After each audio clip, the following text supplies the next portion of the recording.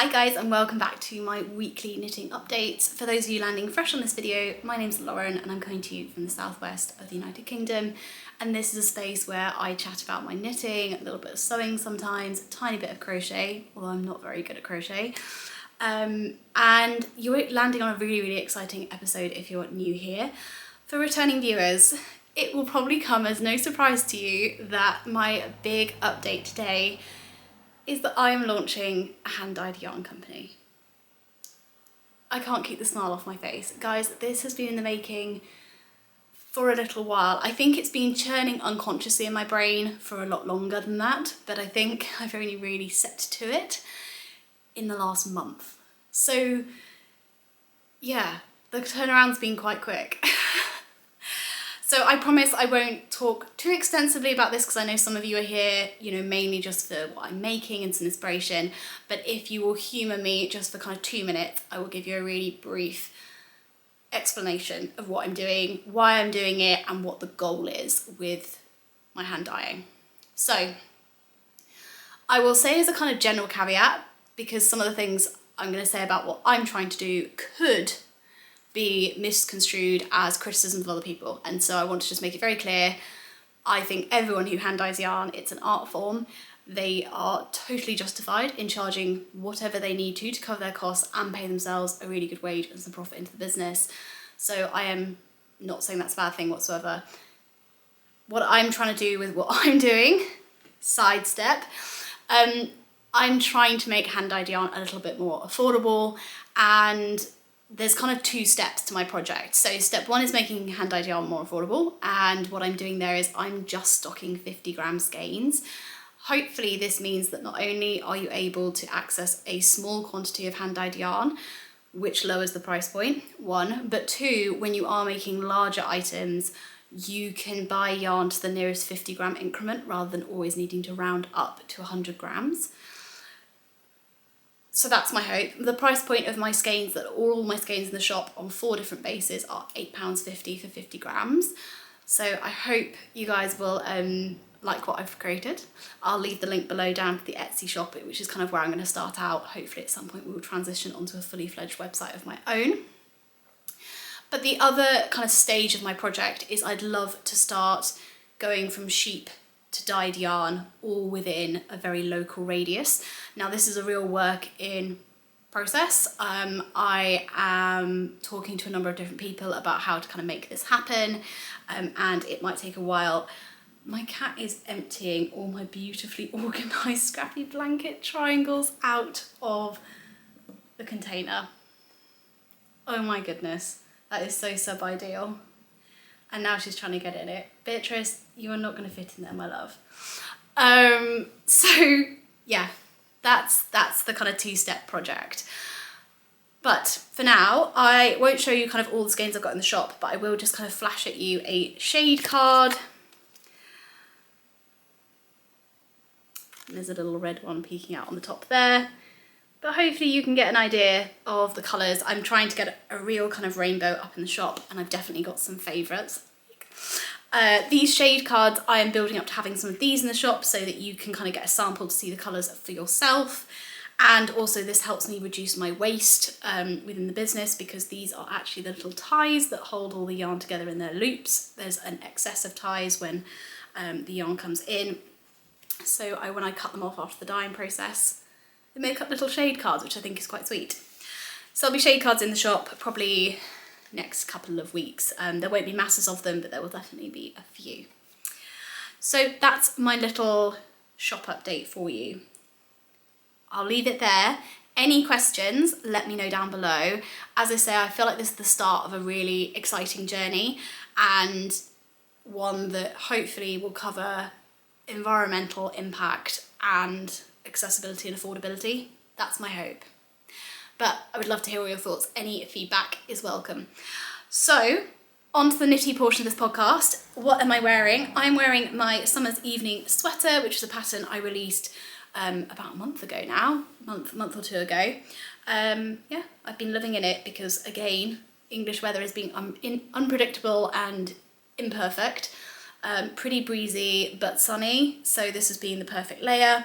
As a quick reminder, I knit this original sample in a couple of skeins of Ficalana Saga in this kind of light grey colour, and then the sleeves are colour blocked in Isaiah Highland wool in the colourway Rhubarb. I've got a cup of peppermint tea with me here today. I hope you've got something nice to drink. It is a Friday after all.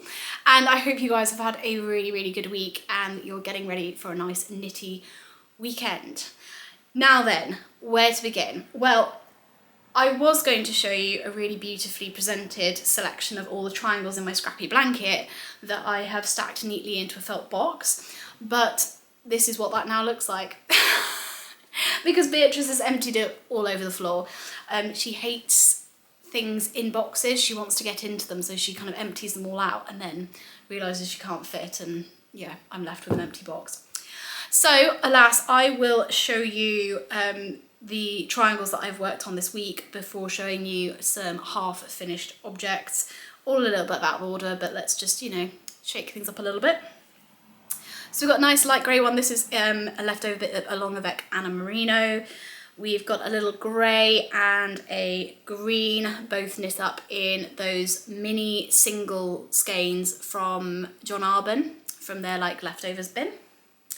And then we've got two knit up in Holsgarn. So colours don't really go together. I mean, we've got kind of a neutrals and then a yellow colour, but yeah, whipped up 5 there. So I'm happy with some progress this week on the scrappy blanket.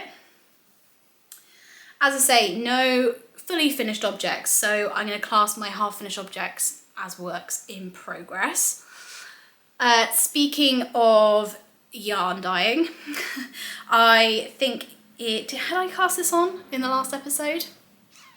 I'm not sure I had. I have knit a sock tube in one of my yarns. This is my Meeting Room Biscuits colourway, so called because it's nostalgic for me of corporate life. The best part of going to a meeting in the office was the biscuits in the meeting rooms. It's very self-explanatory. I've knit this sock tube with 68 stitches on a 2.5mm needle. I don't know what happened in the last episode. I could not get my needle sizes to come out right. I was thinking the right number, but the wrong number came out my mouth. So 68 stitches on a 2.5mm needle. I knit the tube. I've got 2 tiny nuggets left over from a 50 grams skein. And so I have then added I-cord, 3-stitch I-cord cuffs on both ends, which I think will look really lovely. And I now just need to chop it in half, add toes and heels. And I think, you know, these will definitely be shorties. I've got quite small feet, so they won't be too crazy short, but yeah, definitely shorter socks. But out of 150 gram skein, I'm pretty happy. And oh, that colour's making me so happy. So that is, I'm going to call that a half finished object, because if I knit the socks kind of individually, so to speak, that would be at least 1 sock done. So happy with that. Let's get a sip of tea as my voice is beginning to go.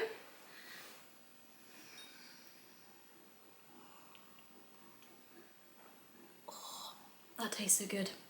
I've been drinking so much peppermint tea. I've just been loving it. It's been the perfect kind of antidote to the slight chill in the air, but it's been fresh enough that it still feels like summer. It's been so good. Put that up over there. Right. My other half finished object is a spinning one, so I will leave that. So this week's knitting has been a bit bitty, to be honest. So as I said, I've done those triangles for the scrappy blanket. I could have easily just knit those all week, which would have been very happy for me. I mean, not great podcast content, but hey ho. I've been in a kind of bitty mood. So there's kind of bits and bobs on other projects. I've done just the collar on my terracotta sweater. I won't go into masses of detail on this because I've spoken about it for the last 3 or 4 episodes. But yeah, put the collar in. I have just done my own thing. I haven't really listened to what the pattern has called for. I think I've done about 5 or 7 rows of 1x1 ribbing, and then I've done my classic ribbing finishing detail. If you're interested in that, you can have a look at my Time to Decompress sock pattern. Just thinking about which of my other patterns has it in. I think that's probably the best one to go and have a look at. But yes, really happy to have got the collar on. The kind of story with the rest of this, I'm going to pick up and knit the sleeves. I might even do that this weekend. And then once the sleeves are finished, I'm pretty sure I'm going to need to go back in and lengthen the body. This is quite cropped. It's not huge amounts off where I'd like it to be, but I do think with blocking, this is probably going to stretch horizontally and shrink up vertically. But I've wanted to get the body done to where it is now, and add the sleeves, and then I'll know how much yarn's left over. I don't think I'm massively playing yarn chicken. I've got a decent amount of the cone left over, but yeah, it's definitely reducing quite rapidly. So yeah, that's the story with this. I will go into more detail once I've finished that, because I know it's been on the podcast a few times recently. Oh my gosh, so windy that my bin has fallen over outside. So that is that update. Talking of bittiness, I have picked up my summer top again. It's kind of hard to quantify how much I've done because I didn't put a progress keeper on this when I picked it up. But I think I did about 1 inch before I then added a new ball of yarn here.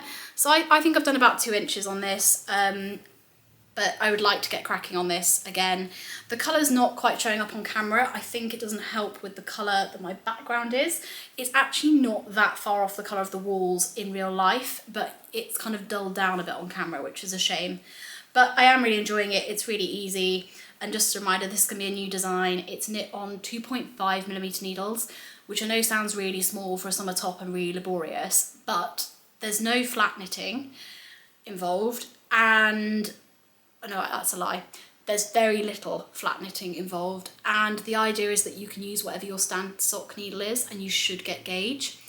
And so it's hopefully one of those ones where you don't have to get new needles for it, and it's tube knitting, so should be quite fun. But yeah, I really thought I'd have this more progressed, but hey, it's just the way it goes. And this is knit up in Knitting for Olive Pure Silk in the colourway Olive. So a little bit of progress on that. I feel like I'm rattling through this. I have made some progress on my scrappy crocheted blanket, not your classic scrappy crocheted blanket. This is in balls of worsted weight yarn that I picked up at Wonderwool Wales. They don't have a colourway name or a brand. They were just in a big basket at a kind of antique stall there. But what I'm doing is I'm using a 5mm crochet hook, and I'm doing it in kind of stripes and then adding almost in like a modular fashion panels going outwards. So I think the last time I spoke to you guys, I was either kind of at the end of the pink or I'd done like part of the red, and now just added a few more rows on, going the whole way around. So it's growing quite nicely. I haven't got, I've got a ball that's like an ever so slightly different shade of pink to this one, and I'm umming and ahhing about whether or not to use that one now before a couple more rows of the red. And I think I'm going to need to break into some of the other colours, which I don't feel kind of go quite as well. I mean, not that this would be a classic combination for me, but that's half the joy of the kind of scrappy project experiment. But I am enjoying this. It does work up really quick when I work on it. It's just a matter of when I'm picking it up. So that's that project. 2 blanket projects on the go, wowee. I don't think I'd like quite clocked that. Another project that, again, I probably won't go into too much detail on, looks really bizarre, unstretched on the needles, just to say that I've done some work on this sock design, which will be coming out in the autumn. So I've just commenced along the foot. I've probably got another 20 rounds on the foot, and then I'll do the toe, and then we'll be done. But just to remind you of the texture, I always knit everything inside out, so I have to turn it kind of the right way around for you, but there's just a little bit of colour work texture up there. And these are knit again on 2.5mm needles. The main yarn is a Lang Yarns Jowl sock, and the contrast colour is a mini skein from the very talented Loom Wool, which is Jess. I don't know the colourway for the mini. It was a leftover from a previous mini skein club. So that's those. We have a new cast on, guys, and I'm going to spend a little bit of time talking about this one. So I showed you a number of different patterns in the last episode that I was really interested in casting on, and I finally cast on one. and that is the Chroma sweater by Jacqueline Cieslak, if I'm pronouncing their name correctly.